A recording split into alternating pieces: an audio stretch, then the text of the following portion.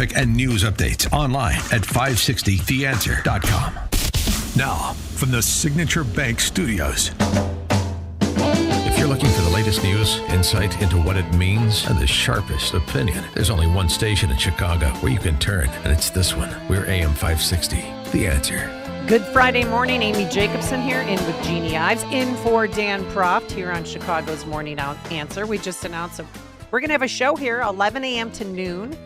Every day. Monday through Friday. Yep. Not Saturdays and Sundays, but Monday through Friday here on AM 560. I'm so glad we're going to be super excited paired up, and it's going to be called The Real Story with Jeannie Ives and Amy Jacobson. So real quick, before we get to some breaking news out of Minnesota, I want to introduce you to, Karen. Well, Karen is now a grandmother, and she was out there harassing ICE officers, Border Patrol agents in Minneapolis last night. Shoot me! Go ahead! Go ahead! Out of her mind. Go ahead! Shoot me! Go ahead, shoot me. Go ahead!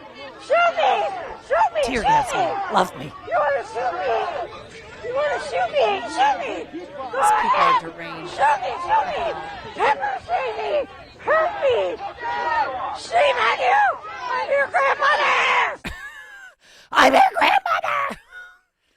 Out of her mind. But what's the breaking news this morning out of southern Well, this is what's very Minneapolis, that interesting. town? School was canceled for about 30,000 students, and several businesses decided to temporarily close after a woman was shot and killed by ICE agents Wednesday. I'm reading from an article, Fox News article. So they have shut school down, and they're going to do it for a few weeks. A few weeks? Yes. And so this is, okay, so I smell the teacher unions behind it.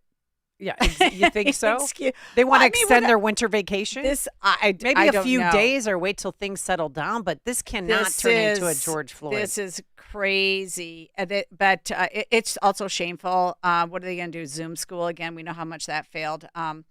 Yep. And so now this goes hand in glove with the fact that they have set up their own autonomous zone, just like they did in Seattle. So look, I don't know who's in charge there. Obviously, nobody seems to be in charge there, because even the police stayed away from the protests in Minneapolis. They stayed a mile away. They were not getting involved as they marched through the streets, wreaking havoc, disrupting traffic, and not letting people get through. So who's in charge in Minneapolis? Literally nobody. The protesters are in charge. With that, let's welcome back to the program Dustin Grage. He works for Townhall.com, a contributor there. You can follow him on X at Grage Dustin. Good morning, Dustin. How are you? Doing well, Amy. Yourself? We're doing okay here. So tell us about this new autonomous zone. Yeah, so they're calling it Chaz right now, I believe is the name for it currently. But yeah, they were just doing the same exact playbook as they did in 2020. Now, the scale is much smaller. They're just not simply as influenced as they were back then. About a seventh of the crowd size is what I'm being told from people who were on the ground at that time and on the ground today. They've seen the crowd comparisons. The energy's there, but the crowd size just simply isn't. But this is their game plan. It is to shut down everything. It is to create this autonomous zone and to just have that much more leverage on these city governments, these county governments, these state governments, and ultimately bring Marxism to it. And to this day now, Amy, a leader on the city council has now created a DSA caucus and is a self-described Marxist. This is where the city of Minneapolis is headed. Well, your mayor is a little bit of a potty mouth. Listen to this. Better, but I do have a message for our community, for our city, and I have a message for ICE. To ICE, get the f*** out of Minneapolis. We do not want you here. Your stated reason for being in this city is to create some kind of safety, and you are doing exactly the opposite. People are being hurt. Families are being ripped apart. Long-term Minneapolis residents that have contributed so greatly to our city, to our culture, to our economy are being terrorized, and now somebody is dead. That's on you. And it's also on you to leave. Demanding that they leave. They're not going anywhere, but is Governor Tim Walz going to be calling in the National Guard? Who is in charge there? Potentially.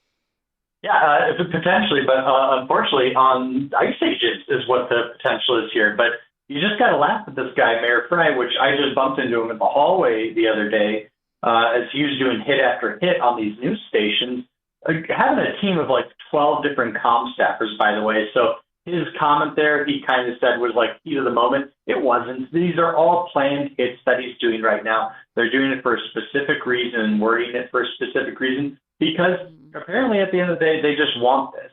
And also, even when he was on the campaign trail this last year, to kind of get Republican votes, he was actually going after Omar Fateh on how, well, you can't have no coordination with ICE and all these different people. But now here he is just a couple months after his reelection, and he's jumped right back on that bandwagon. So I think Republicans also have to realize that this is just the direction that the Democrat Party is going. Independents in Minneapolis, this is the direction that the Democrat Party is going in your state, and you have an opportunity to change course in November. But yeah, this is just what their game plan is at this point. Hey, Dustin, can we have you? I don't know if you're on speakerphone, but is there any way you could get off your speakerphone by any chance? Because it's a little tinny right now.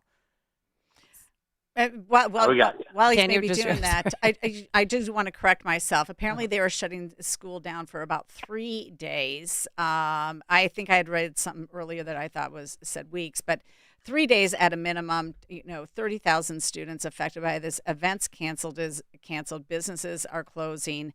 What are they boarding up too? All because a woman decided that she wanted to take on federal law enforcement. I mean, that is really what happened here. Yeah. She decided that she had the privilege of doing that. No, you don't have that. Let's talk about Renee Good. What do you know about her?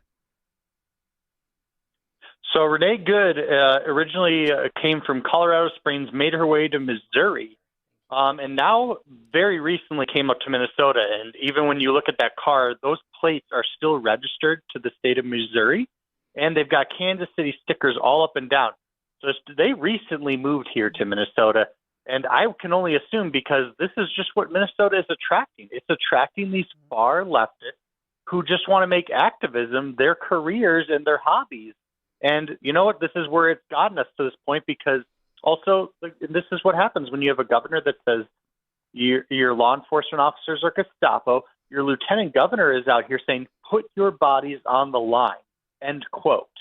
And we're shocked that people were putting their bodies on the lines and treating ICE agents as Gestapo.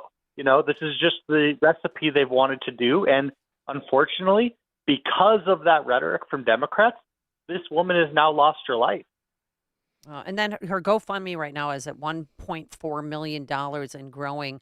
Was it true that her wife got out of the car? Was she in the flannel shirt there videotaping the incident? That is correct. We actually just saw recent footage actually released by CNN of all places where ahead of time this woman got out of the car, and it appears to have been potentially planned that this is kind of the incident they wanted. I don't think she planned on dying, but I think they planned on kind of a social media buzz video. Who does that? Your first reaction after your quote-unquote partner gets shot in the head is to get out of the car and film? No, she got out of the car before the incident happened. Oh, she was out. And then before. after her Renee Good was shot, she crashed into a pole and other cars, and then she ran to her. And she said, according to the Daily Mail, I made her come down here. This is all my fault, as she was sitting on the ground crying. And it's, we do care about the loss of life here. And yes, a 6-year-old is without his mother, but there are consequences for your actions.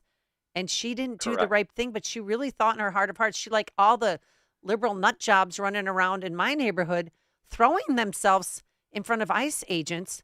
What the hell are they thinking? They're not. Yeah. So where does and ultimately this has led to just simply more ICE agents and more enforcement. At the end of the day, if people would just let law enforcement do their jobs, we'd have hundreds of ICE agents, not thousands of them, and we wouldn't have chaos. We would just simply have enforcement of the law. But because of the rhetoric of these Democrats, because of the way they're pushing their activists, we're now being forced to spend extra taxpayer dollars on this project to get to enforce the law, which voters have overwhelmingly voted for. Even in Minnesota, I mean, our margins for for just our loss here during that presidential cycle was pretty tight. 4 points, considering when your governor is on the ticket. This is what voters wanted. Maybe not the city of Minneapolis, but the voters did want this. And they're just simply pushing back, and it's creating this chaos because they want it. Well, let's talk about chaos and fraud. Let's move on to that because Governor Walz, as everybody knows, made a big announcement that he is not going to seek a third term. And of course, it's Trump's fault and Washington, D.C.'s fault because he's going to be called away to testify before an oversight hearing committee. He and Keith Ellison, have they been subpoenaed yet? Because they're not going to go willingly. Yeah, we just had a state senator call for a criminal investigation here in Minnesota by the name of Michael Holmstrom. So that just started, as well as Anna Polina Luna has also called for that at the congressional level the same day. So there have been calls now officially by representatives of our governments to call for those criminal investigations. And my personal congressman down here in Minnesota, Tom Emmer, has also stated that he predicts at some point Tim Walz may come in handcuffs because there is substantial evidence, apparently, that could lead to this. And if this doesn't lead to it, simply put, he could end up in handcuffs from insurrection, potentially here, calling the National Guard on federal agents. So there's a lot of different opportunities for that to come forward. But, yeah, that is the message from a lot of Minnesotans generally. If you talk to any of these representatives, any of these senators, a lot of their constituents are emailing them, letting them know, the time is over for resignations. At some point, somebody needs to be put in handcuffs. And Tim Walz's DHS was recently just found to have been editing and creating new documents during an audit from the legislative auditor this last week.